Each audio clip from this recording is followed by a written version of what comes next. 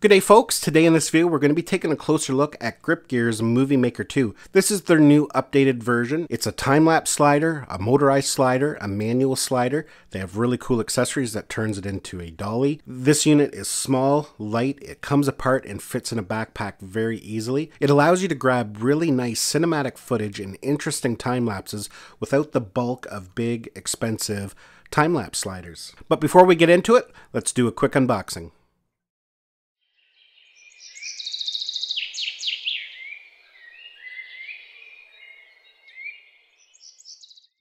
So let's all see what's inside the package. So we have instruction booklet, we have two sections of track, as you can see here. That's how we attach the tracks together. We have the motor, we have a remote, smartphone holder.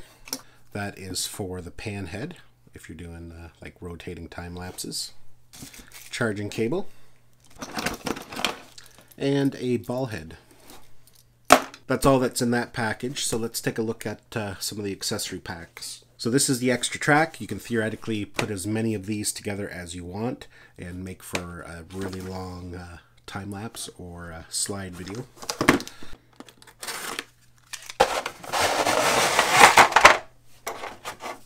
So as you can see, extra track there,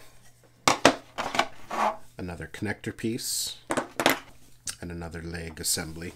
Now here is the dolly, and I'll go over that once we get it opened up. So we have an instruction booklet with it. There's the dolly cradle, another pan head, so that's kind of interesting. I'm not quite sure why they would include a second one, but we will find out.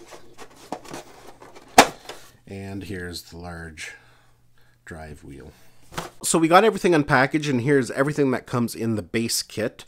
Basically, we get a smartphone holder, a remote control, the drive unit, we get a ball head, a rotating pano head. So we get two pieces of track, and then we get one joiner. Now the funny thing about this video is I've been waiting a long time to review the Movie Maker set. This is the Movie Maker 2. I originally bought the Movie Maker 1 set last fall, about October I believe, and I started making the review and doing some samples, and then I was informed that a Movie Maker 2 set was coming out and it would be out before Christmas. So I scrapped that video because I didn't want to review a product and people buy it, and then a month later a brand new one comes out. You know, that always sucks when that happens. So I thought, well, I'll just hold off till the new one comes. And it was supposed to be out before Christmas. There's always delays, and finally, about a month and a half ago, it was officially released, and I've been just waiting for stock to be available for Canada. So I got it, and we can actually do the review now. So basically what this kit is, this is a slider. You can use it manually or as a motorized slider. You can use it for just getting interesting product shots, or you can use it for time lapses. For me, and what a lot of people use these motorized sliders for, are for creating really interesting time lapses. You can add some really interesting dynamics and movement to your time lapses. The beauty about this setup is that it is very inexpensive compared to most time-lapse sliders, motorized time-lapse sliders. They can get very expensive, you know, $400, $500, $600, $800. So $139 for this kit, and you actually get quite a bit with it, and you can do quite a bit with it. So we're going to go over all the features and the add-ons, and we'll show you all that it can do. So this is your drive unit. So the first thing you got to do to put it together is you need to insert your ball head. And the reason it comes apart is because you can actually use this as the sliding mechanism on the track, or you can attach this pano head. So you can attach the pano head attachment on the top there, set it down, and you've got a nice rotating pano head for time lapses or different things like that. And to remove it, you just press that little button there, and it comes right off. So to attach the ball head into the frame there, we just slide it in to that opening, push it in, twist it just so it locks in there, and then we tighten that little kind of wheel up, and that just holds it in there nice and secure. So to install the motor head to the track, this little piece here engages the gears inside. So to disengage them, we pull it out just like that, and we can slide it right on the track. We then slide the other piece of track on, and we tighten it up. So of course, if we are going to be using it with a GoPro, we have to add a GoPro mount, GoPro adapter I should say. You can actually use quite a variety of cameras on this unit. You can't use big DSLRs, but mirrorless cameras, point and shoot, cell phones, and action cameras. So now with the motor disengaged, with this lever pulled out, it can be used as a handheld slider. So if you just want to get some interesting product shots, just like that. We press it in, it now engages the motor. We can turn the power on using this button right here. We hold it in. You'll see it light up. So now using the plus and minus keys there, we can change the speed right from 1 all the way up to 9, 9 being the fastest. And when we're ready to go, we just press a direction that we want to send it in, and there it goes. So it can give you some really nice stable footage if you're getting product shots. And you'll notice here at the end, it's going to go right back.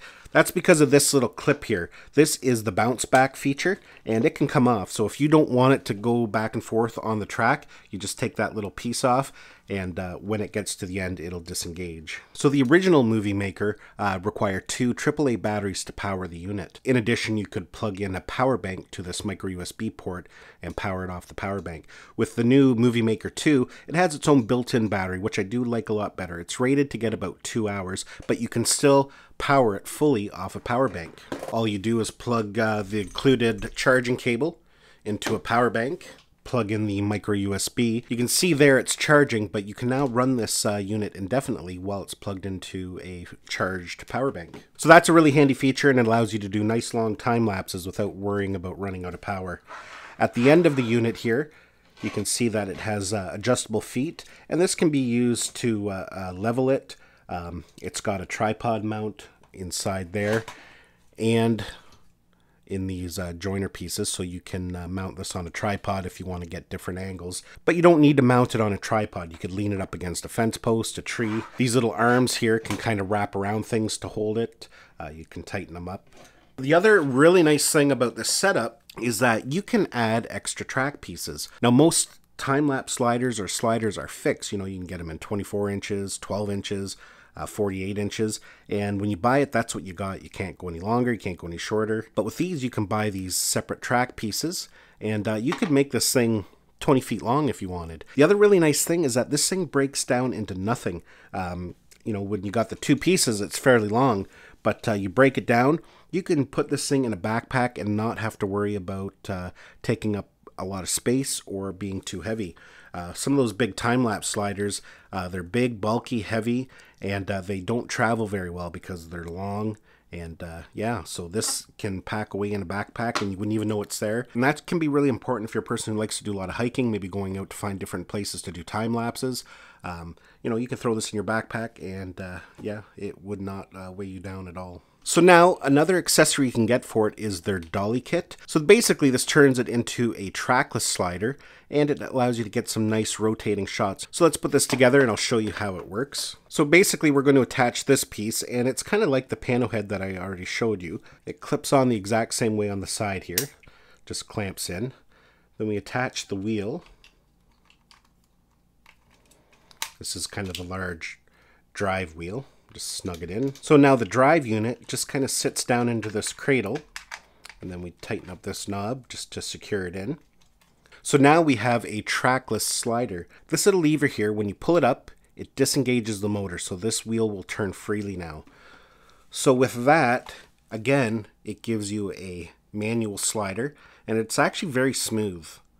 Now I had the wheel straight for that, but what you can do is turn them in, and now it gives you a dolly slider that you can use manually. But of course there is the drive unit in this, so we can power it on. So we've set our speed. Now we got to make sure that we engage the motor. So that lever has to be down. Now we just set the direction we want to go, and away it goes. And again, you can turn these wheels.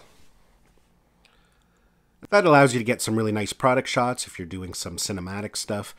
Really interesting. So yeah, a really good setup for the price. It's not expensive at all compared to other time-lapse sliders and different sliding mechanisms. Really a nice all-in-one unit. Works great with a GoPro.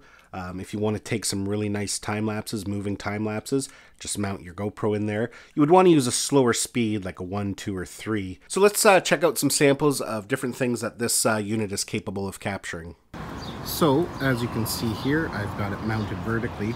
The power in this motor is enough that you can send the unit up and down vertically, even upside down. The legs actually come in handy to mount it. They wrap around different things such as tree branches, different things like that. Now here you can see I have it mounted on a tripod. Every one of those connectors has a 1/4-inch tripod thread, so you can mount it in various ways. You can angle it, and yeah, so it's very, very versatile that way.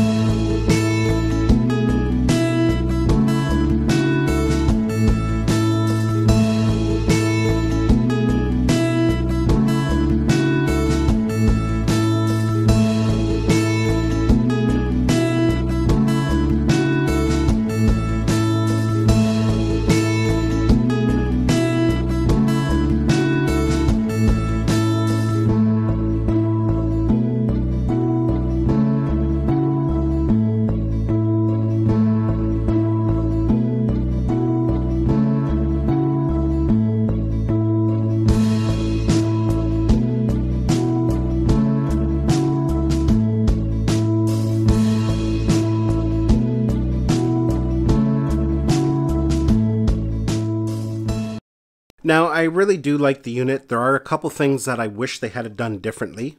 The first is they don't include that GoPro mount. This one here is by Freewell Gear, but you can get these anywhere on Amazon, and most likely you already have them kicking around.